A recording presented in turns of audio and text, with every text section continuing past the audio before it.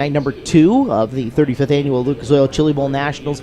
You're seeing cars from heat races 1 and 2 making their way out and onto the racetrack to shove off at 4:27 Central Time. So we're going to steamroll here through practice. We'll cover opening ceremonies live with you as well on Flow Racing. Don't forget, we have got every lap of every prelim coming up for you here on Flow. Everything tonight, including the VIROC.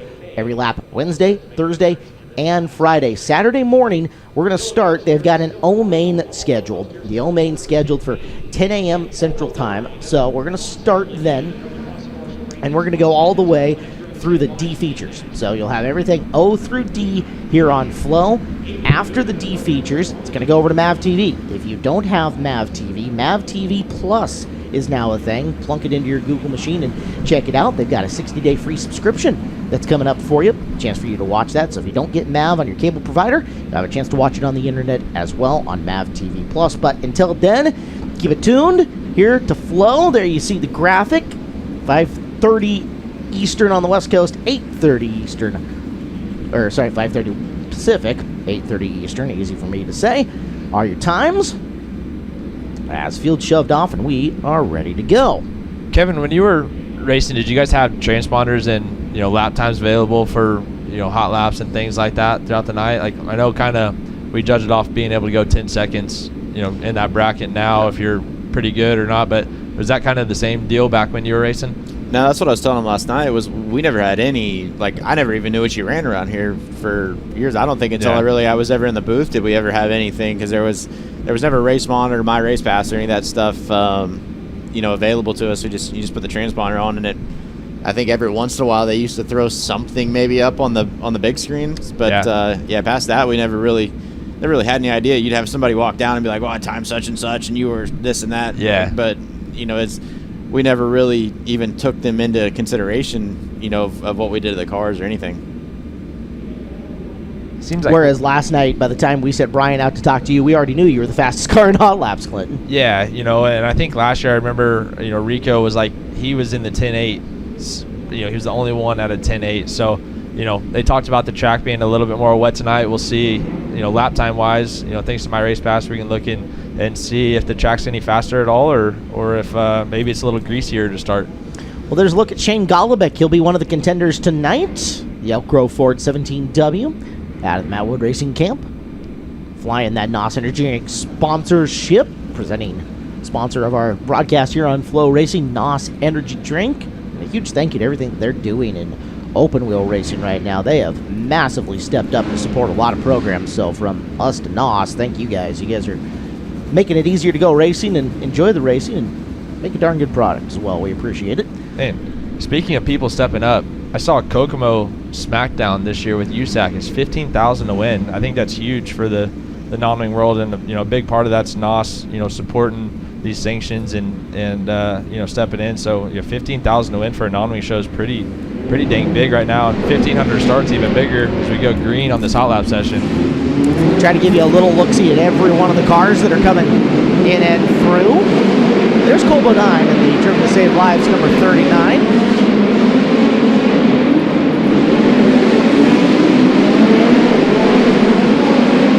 And behind him, as that's last night's loadout for the first session. This will update. It'll only take a couple of seconds. 9 juniors, Derek Hagar. Hagar chasing the 3 of Roy Larkin. Early in the session, it looks like a lot of cars are, a lot tighter than we saw yesterday. So, kind of signs of that track having more moisture in it. Right now, Golubeck's got the best lap time at an 11:2:32. Chase Johnson in the Mike Hefner owned midget, car number 72, second quick. Sometimes the hardest part of laying down a lap is just getting space. Yeah. Avery Goodman, 73 in the screen right there. Car 56 is Mitchell Davis.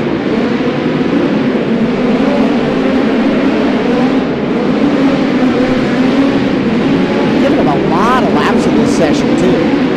I think it needs it.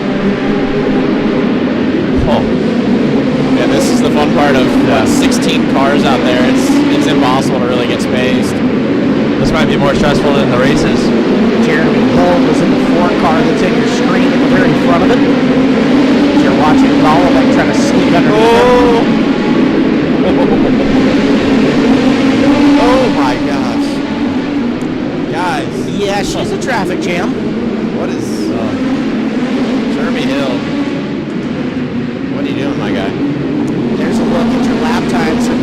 Yeah, those laps when they were evenly spaced out earlier is when the fast times came in. Now it's survival mode for some people as the groups clump up. It's going to be Golovic with the quick lap so far at a 11:2:32. Johnson second quick 11:4:20. Derek Hagar third at 11:4:35. Carson Quapple running 11:5:91. Michael Facinto out there at 11:6:27. Top 5 as you take a look on our tracker on the left side of the screen. One of the cool new features that we've got for you this year on Flow Racing for these practice sessions.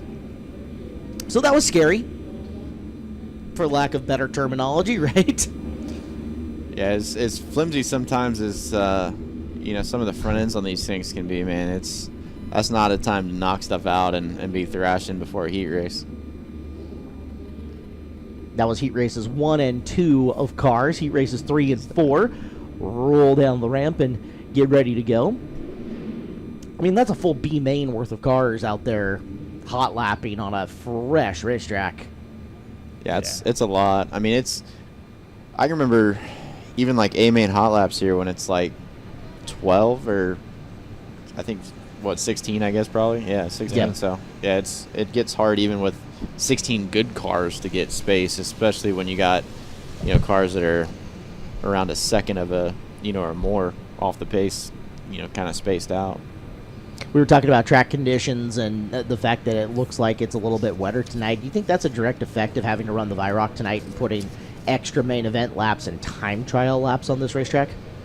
It could be. I mean, it's just extra wear, no matter how you look at it. So, maybe they're just hoping they don't have to work it as much, in between to keep the show flowing and trying to be a little bit more, it may have just felt like they needed it to be softer and wetter to try to get that kind of curb build up a little sooner rather than just have that kind of blown off look like we did last night. If you guys want to follow the guy that we were quoting earlier, Gravel, Brad Chandler, it's at Chili Bowl Gravel, by the way, and he usually gives you a track update pre-night, and sometimes if they're coming out to do mid-race or mid-event work or something like that, he'll give you a little update of what they're trying to accomplish, what they're looking for. We utilized that quite a few times over the course of the shootout, but again, shootout, you're dealing with a racetrack that's getting used from 10 a.m. until 9:30, 10 p.m. over the course of this last shootout. Here you got a little shorter time frame in which you need to get the racetrack runnable and usable. Then you have a longer time to get it back into shape as well.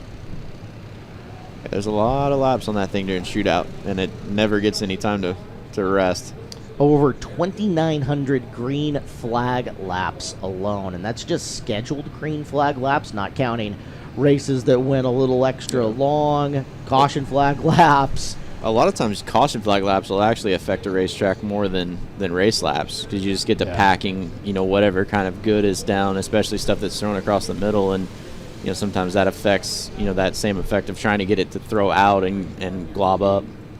Clinton, you made that point during the shootout itself when we were running guys through the middle of the infield and how those slow laps at pace actually served to wear a corner out more because you were circling 1 and 2 twice as much as you would be doing if you were going all the way through 3 and 4. Yeah, for sure. It's not something, a lot of people really think about, but it does make a difference. And, just rolling around there will wear the dirt out just almost as much as racing on it. So, that's something to pay attention to if you're a driver throughout the night. Well, starting to see some of the cars that are out on the racetrack for Hot Lap Session number 2. Heat races number 3 and 4 are the cars that are out there that are going to run some laps now. Did you guys see the B51 of Johnny Brown going down the ramp? It looks like the old Danny Lasowski Jerry car. Russell thing, yeah. Does it? I heard it was here with the one that that had all the plexiglass on it and stuff. Yeah, and they made him cut the panels down. It's the second car on the backstretch, black and green car. Maybe we can get a look at it. Rod and supply sign back there. But yeah, I looked. I saw it and I pictured the 20 Lasowski car. Do you have a contender for best appearing car here? No. Okay, other than your own. I mean, you can vote for your own. That's fine. I think the Cody Cordell guys brought a different 51. Yeah. brought some really sharp looking race cars, and at this day and age, I think everybody brings really nice looking race cars. That's Curtis Jones's 51 that's on the back straightaway that you just got to look at. This is black and green one you may see here roll by. About the second car is going to roll by. Right there. Yep. Yeah. We'll get a look at it. Plenty of screen time available for everybody. Up in the corner, car number 91, one of the BT Machine entries. That's Chris Andrews, Ohio's Chris Andrews, Oklahoma's Chris Andrews, without a ride for the Chili Bowl Nationals. Yeah, a guy that 4 or 5 years ago made a really, really good run. I think almost leading his prelim night, and had contact and spun out when he was driving for Andrew Felker. There's the car we were talking about right there. But Zach Dom's 5D rolling past your screen. Car number 19, Frank Flood. Flood with a different ride this year as well. Timez, the polarizing Timez. that's probably the best looking car in the pits. I think that's kind of a modern, new, wild design that we've never really seen before, and I love the colors on this car, and I think Timez's attitude and ambiance plays into that too. So I think that's probably my vote for the best looking car. Square rear Nerf bar. See that? I mean, it's got some round to it, but it's more square than not. It's not, we did it because we felt like it was harder to get rotated. You don't have that peak out there for somebody to kind of spin you with. I mean, he still kind of has the bars probably in the place you don't exactly want them, but it's not quite as much leverage, being not pointed out there near as far. Kyle Simon, 79K in the screen, who kind of went the opposite way of where you look where those rear push bars are. His are way up on the tank, leaving more of the side of it exposed. There's Kyle Jones with Talking about 7 Hoosier. Bumpers and Nerf bars. Frank Flood's out there in the 19 B&H Contractors car. His Nerf bars are absolutely reinforced to the max. Whoa. And they're not playing around on that thing. So we saw Frank Flood using his Nerf bars at the shootout. Don't expect to see anything different here. Now, a good chunk of these guys are using stainless steel on their Nerfs. You think he's using Molly on that? I asked. He said it's a stainless. Okay. Powder coated or something like that. Yeah. The problem is if you ever get one of those bent back into the tire, you're not bending it back the Never. other way. No. It's committed to wherever it's bent to. Knock your spuds off. Green flag out here in the second practice session.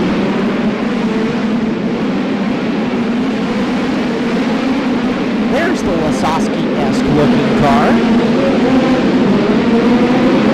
B51 of Johnny Brown out of Texas. Jones and Flood, 7 and the 19.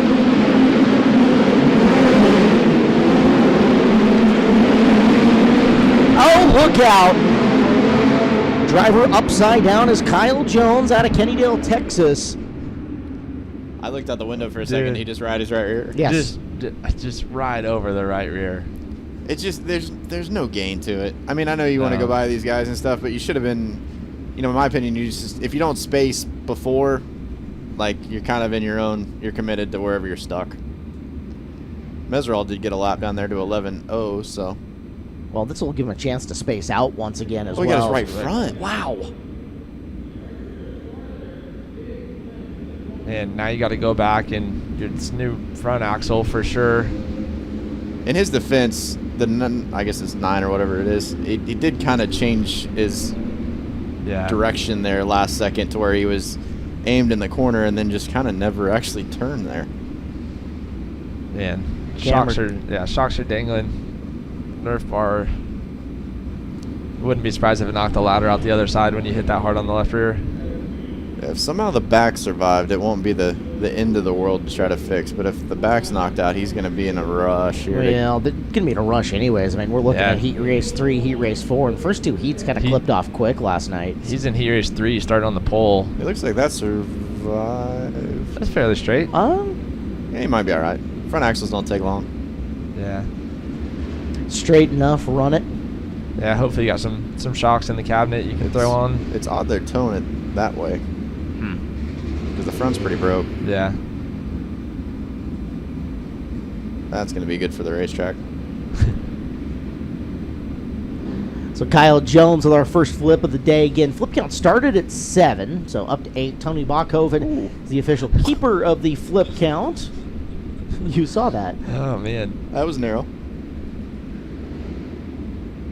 Wheel looks like it might have survived. New tire and color good. Let's see.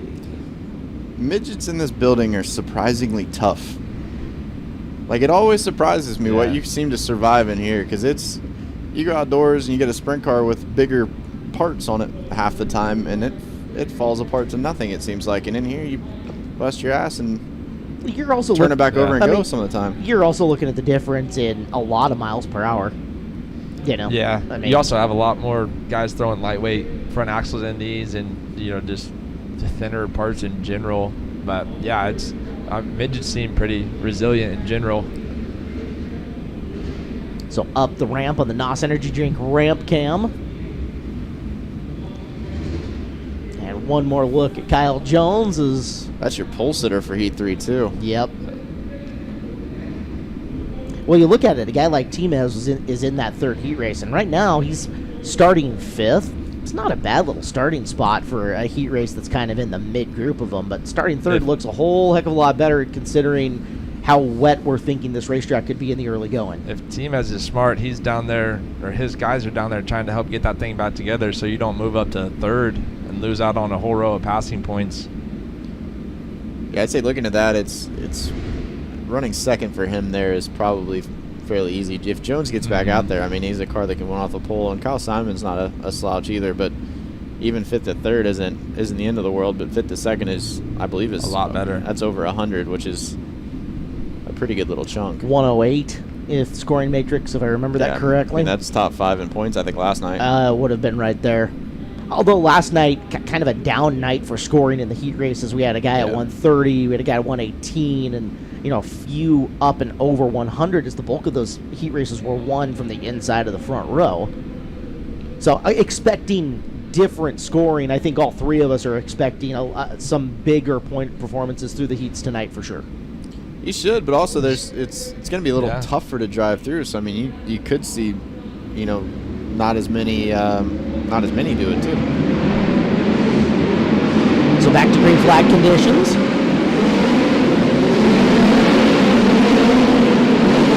That's a look at the speed cam at the start of the front straightaway, pointing down turns 3 and corner 4. Howard Moore is the 41. Zach Dom's 5 car chasing down car number 68 of Corby Sherb.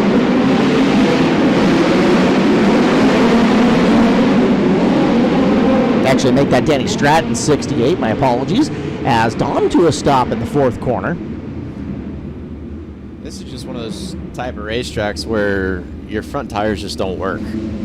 Like, you can't trust your fronts to bail you out or get you turned. Like, you got to keep the thing turned with the back of the car with the throttle, and once you kind of stop spinning, any of the tires, really, they just turn into a skid because you stop throwing the mud out of them. It's kind of like a rain tire. If it stops flowing the water, it becomes useless. Look at the Longacre Racing Products replay, and as Stratton goes plowing through the corner, Zach nowhere to go and just couldn't steer out of it. T-Mez showing us how small the berm actually is right there. I mean, you look across right there, it doesn't even look like there is a berm. No. It's basically non-existent down there. It's like I said, no penalty for getting both your left sides up on it, let alone just your left front. It's almost, you have to be left front, almost left rear up on it just because you can. Well, every lap of packing is going to make a difference here. It won't hurt. Green flag back out. This is almost like that California Chico muddy that you don't really see in the east.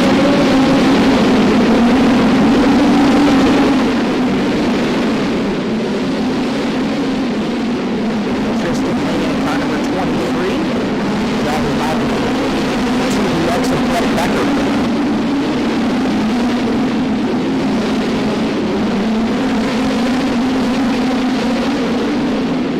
Track even looks a little bit choppy down into turn 3.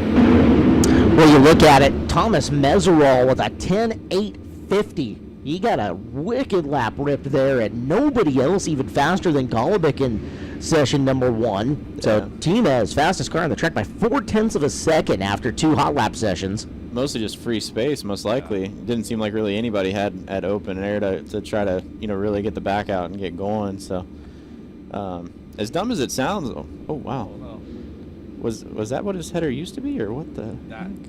That can't be what his header was, right? Kevin Quinn, if you remember, that's the car that Jones went vaulting off of. Yeah, but I don't think that's bent. I think that header just curled around to the front end and then curled around again. Do you think that's how that actually was? That looks like a muffler down there, the black piece, doesn't it? Yeah, the black piece is definitely a muffler, and I think it's like wrapped around his. Don't touch it. That's hot. All right. Yeah. Well, if it hasn't been in use for a while, it probably isn't hot. True. He's touching it like it's cold. Hey, man, you want this back? No? All right. Wow. This looks like a giant carabiner. Yeah, honestly, like, as dumb as it sounds, as starting in the back of a heat race with this kind of racetrack sometimes isn't actually that bad, because all you got to do is just not get tight. Yeah. So if you can kind of, what you're doing, you set the car up to kind of crutch you so that you don't get tight. Again. When guys get tight, it's the easiest way to pass a guy. You just drive right by them, because they can't do anything to fix it, honestly. So the veteran drivers right now are telling crew guys, crew chiefs, etc., hey, guys, loosen me up, please. Well, I think that's what we saw out of Thomas Meserol right there. Like, he was passing a lot of cars because he did not get tight one time, and I think that's huge right now. If you don't get tight, you're going to be the best car on track. I mean, especially somebody like him who's already really aggressive with how he drives. This is easy for him. Yeah, and last thing he wants is a repeat of Monday practice. So I think this is a good racetrack for it to happen to him on, though. He was on the free side. Yeah.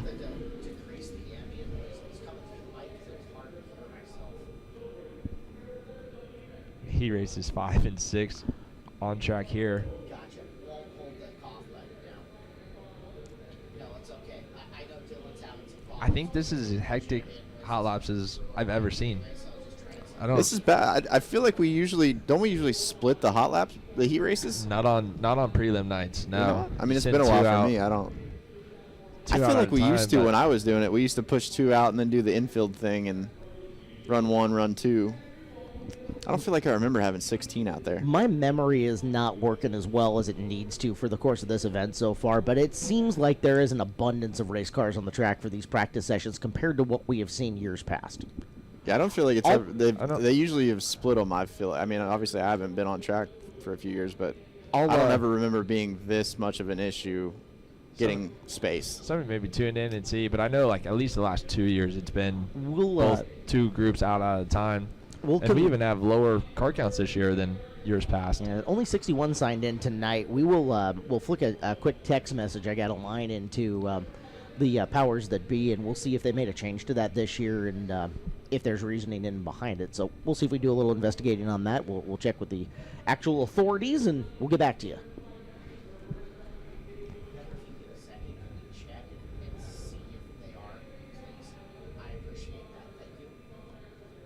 So again, heat races 5 and 6 are the cars that are wandering their way into staging. As see some of the Rudine Racing guys down towards the end of the ramp taking a peek out there, as we will see Corey Eliason in this set of practice amongst the cars that are coming out. 37T of Kelby Watt was the black car you saw rolling down the ramp. Car number 19Z Hayden Reinbold out there. There's Dylan Welch, world's fastest announcer, car number 81, running out of the boat camp. Had Dylan in for practice a little bit yesterday. It was fun to get his insights on what he would reveal out of some of the inner workings of the drivers over there. Good loaded roster, although again the super teams are bringing loaded rosters, period. No matter what it is, the better guys you put in your camp, the more chances you have. Yeah, it almost seems like any team now that has 3 or 4 cars has got really, really good drivers, in them, or at least 2 or 3. So there's no easy teams here. Tony Bruce Jr. in the 2. There's a driver who will be a threat. Multiple-time prelim night winner and multiple-time Tulsa Shootout winner, Jonathan Beeson in the 8J. Be interesting to see how Jonathan does first year with a Toyota, anything other than an Esslinger for him. So going to be a little bit different, but, car looks really good. He looked really good in practice. I think he'll still be just as good as always. And he's racing motivated here this week. Not Yeah. that he is less motivated any of the rest of the time, but that's a guy that is hunting a race win in a big way. Yeah, you got to look at Tanner Carrick there back this year with the Keith Kunz Motorsports guys. Obviously they came off of a win last night, so Tanner looking to carry the flag on into tonight. That's Hayden Reinbold making his first Chili Bowl appearance here. Again, another look at Dylan Welch. All right, so the officials have gotten back to us and said, yes, 2 groups at a time, and it's been that way. So maybe it's just our memories that are failing us, but... And you think about it, too, these are 8-car heat races that are coming out there. It's actually a 7-car heat race this time, so we'll have 15 on the track instead of 16. We have seen 9 and 10-car heat races at Chili Bowls years past, so... I think the track tonight's just that much more hooked up. These guys, they tweeted it. It's fast and it's got some character to it also. So, I don't look for these heat races to have a top that's kind of dirty, just crumbly, nothing to lean on like we saw last night. There's going to be a solid moisture patch, whether it's a ledge or just that much moisture in the racetrack to lean on. You got to be careful. This is where we see guys get kind of that corkscrew off the exit of a corner where the car twists up and flips out from underneath them. I feel like this may be a lot better. By the end of it, I mean, it may be some weird heat races and some tough kind of root and gouge heat races, but I think by the end of the night we're going to get a good racetrack. Brody Fuson in the JFM 73. Matt Westfall is the 54. Steve Young the 7W. As green flag conditions are out there.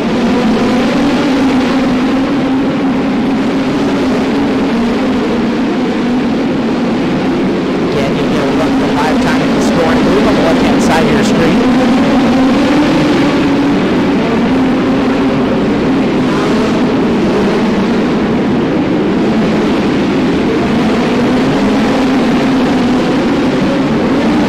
Back straightaway, car 4F, Chad Freeholt.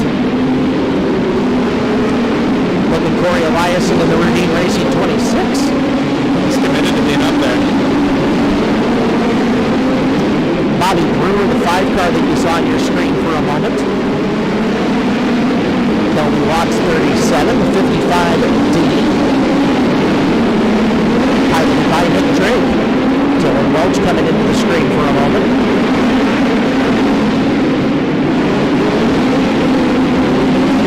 Welch making a move to the inside of Drake.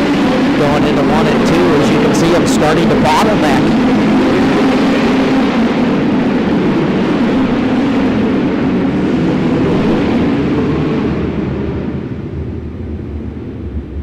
So no checkered in caution out on the raceway. Meserol still the only guy into the 10-second bracket. Tanner Carrick 11-1 along with Dylan Welch. Golubic to 4th quick and Nick Drake in the 5th quick position as heat races 5 and 6 finished off for their practice session. One more practice session here to go as we get ready for Warren Cat qualifying night at the 35th Annual Lucas Oil Chili Bowl Nationals here on Flow Racing, presented by NOS Energy Drink. One more group, guys. That seemed better. They seemed spaced for a little while, although they bottlenecked up on the back straightaway there towards the very end. Saw some of the guys get free and able to stay free for most of their session. You're getting guys that are able to see what's happening in the ones before them, and it's probably helping to some extent. And then, two, it's getting a lot cleaner and less grabby underneath that little bit of ledge you can kind of see, so it's a little more forgiving at least. You think that ledge is going to move up throughout these last couple sessions in early heat races, or it's going to stay right there? Because I don't see it moving up any past 3's that. not going anywhere. Yeah. You can see it across from this view. I mean, there's a hunk there. I mean, I wouldn't doubt they go smash it in some fashion, whether it's with the trucks or with a skid or something, or even till it. But we'll see. It's gonna.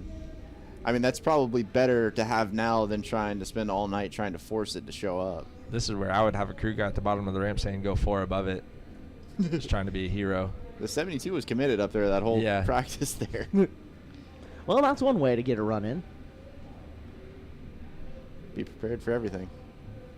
Get a look at Jason Pursley making his first Chili Bowl start, one of a handful of an extremely stout rookie class with guys familiar to open wheel racing and guys not coming to contest Chili Bowl 2021. Mike S., competition director for the World of Outlaws NOS Energy Drink Sprint Car Series out of Riverton, Illinois. The one stopped right there. Makes the right-hand turn and down. Carson Souza, the 2R that you just saw rolling down the ramp. One of the Dave.com machines. The 31B, Kyle Beilman. So he'll make a right-hand turn. Beilman out of Los Angeles, California. He is one of the heat race number 8 competitors, along with your reigning Chili Bowl champion. We talk a lot about Wikipedia on here. We referenced him so much during the shootout. He's the guy just to the right of the orange vest, looking down at his phone without the hat and the black shirt. That's the face of Wikipedia. You don't get to see him much. You usually see the top of his head because he's walking around looking at his phone the whole time. But follow Wikipedia on all social media, mainly Twitter, to get a lot of good information and live race updates if you're looking for a little extra information on what's going on. Kyle Larson just made his way onto the racetrack, but the car that pushed before Larson is the one that intrigued me. This is the second time on not his preliminary night that we've seen Darren Pittman push out to the racetrack. They must be chasing something in the engine system in that car. There's been more than the 1 year he ran second. He probably had Bell beat if it wasn't for the engine issue. And I don't know if that was the same year that they were changing valve springs or something like after Saturday A main practice. Might have been the next year, but he's fought. I don't know if it's the same motor year after year, but he's chased little gremlins, it seems like, almost yearly. Yeah. Charlie Crumpton's 22C. Get a look, the car right underneath in our turn 1 cam, the 2T of Tanner Allen. Behind him in 82, that's Toby Alfrey. Alfrey will start on the pole of heat race number 8. Pittman locked in behind him in the 21, and again, we saw him last night push out to fire the race car, get it up and going again, assuming that he's chasing somewhere in the motor compartment. And you can kind of see from that shot, looks like the hood panel is off.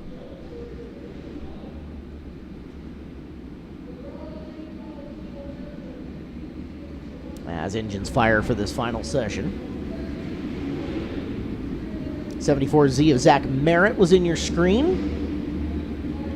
14E of Hank Davis out there as you get a look at Pittman pushing off from the end of the front straightaway camera. Noah Harris in car number 20H. Look at Kyle Larson as he comes down the front straightaway.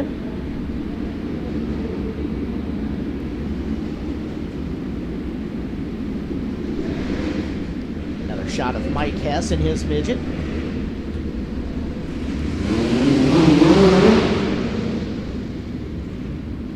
As push vehicles pulling off, and we will let these guys loose.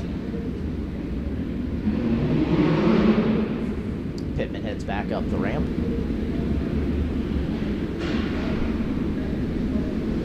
So again, heat racers from the 7th and 8th heat on the track and getting their practice session in. Final practice session before we go into opening ceremonies here on Flow Racing. Our coverage brought to you all week long by NOS Energy Drink here at the 35th Annual Lucas Oil Chili Bowl Nationals. Carson Souza sneaking down the back straightaway.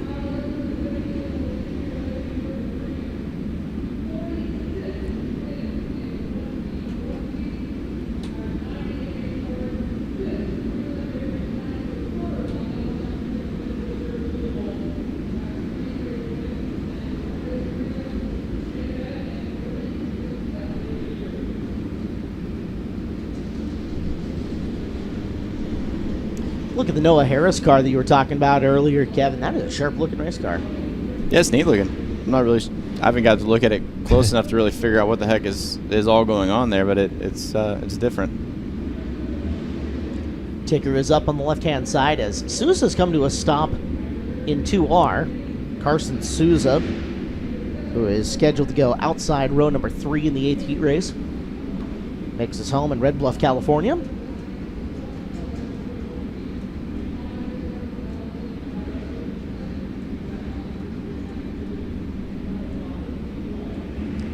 seems like an insignificant thing as we were talking rear bumpers, but Kyle Larson going no braces on his rear bumper, push post only on that.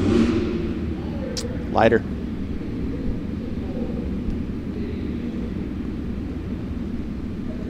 How important do you think weight is these days? You know, we got engines a little bit better than they used to be 8 years ago or so when that kind of became a huge thing to have light race cars. But, you know, I know light race cars still work, but...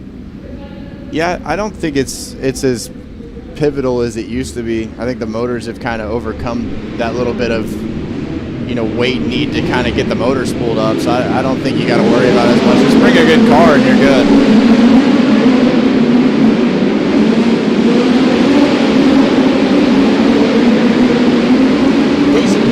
Car number 9. There's Persley trying to shoot the inside. Almost went 3 wide for a second. Traffic jam in the corner. Everybody pulls out of it. Ryan Paget's in car number 98. Out of Anadarko, Oklahoma. 2 cars together up in the turn. I believe Beilman in the Dave.com car, one of them. I think that's Anton Hernandez.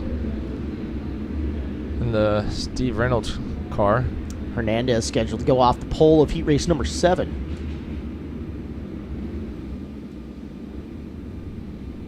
Back straightaway, we'll get a look at the Longacre Racing Products replay. Into the turn goes Paget, and boy, if ever there's an indication of car getting a wee bit snug on him through the turn and not rotating properly, there it was. Mike Hess's 51 is stopped in behind this group. He will get pushed behind him and fire off.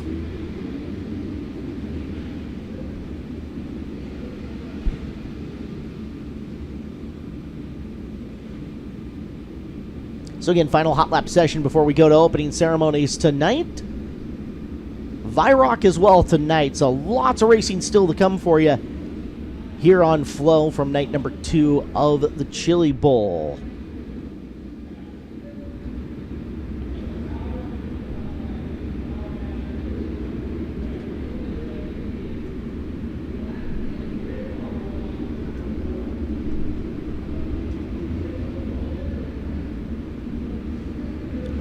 Everybody fired back off as you get a closer look at Kyle Larson's machine.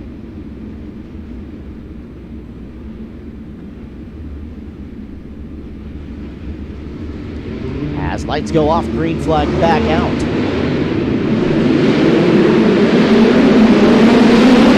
Ticker back up. Larson got a lap at 11.071. See if he can get free and some clean air in which to try to knock on the door of the 10-second bracket.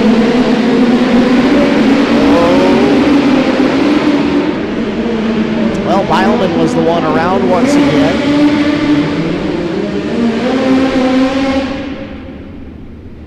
Brought the 45 of the throttle, Shane Cottle. The black car stopped to the inside of turn number 2. Bad hot lap for Beilman here. Another Longacre Racing Products replay. Tagged Hess right in the right rear wheel. Don't think anybody tore anything up there. I think at this point, if I've made 2 laps and my car's decent, I'm just going to pull off. Almost. This is one of those where you get some space, they throw the green, you run a chicane for about a half a straightaway and try to get as much space as you can. Yeah. And then take off and just get your one good lap in. That was going to be Larson's free lap, and the yellow came out a little bit early before I got to the line. Look at the glob right there. Oh, man. Where it's just balled up. And you'd be better off running up here where they push cars off. Yeah.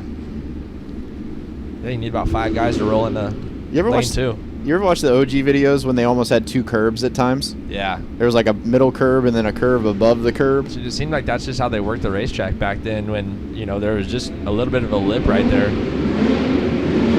Oh, lights out. We go green once again. We'll see how long this session continues to last.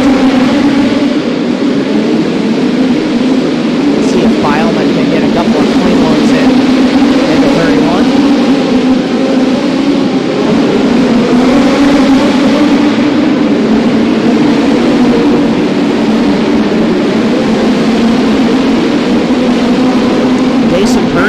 gotten into the 10-second bracket, as has Kyle Larson now. 10:8.97 and 10:9.45 for those two respectively. And the checkered flag is out. We are finished with practice. Looking at it, it wouldn't shock me if you could run a 6 or a 7 right now, probably, if you could really open it up. Solo by yourself. Yeah. We'll see how the track holds up, because we are going to have individual time trials tonight, or we're going to have time trials, I should say, for the Viroc cars. After the heat races? Think so. Haven't seen the official schedule, but we'll find it. They will time in, so we'll get a look. See what kind of lap times these guys can do with less traffic out there on the speedway. But again, your quick time overall goes to Team Ez. Man, if we could have individual qualifying here, that'd be so cool. It's happened once. There was 1 year they did it. How long did that take?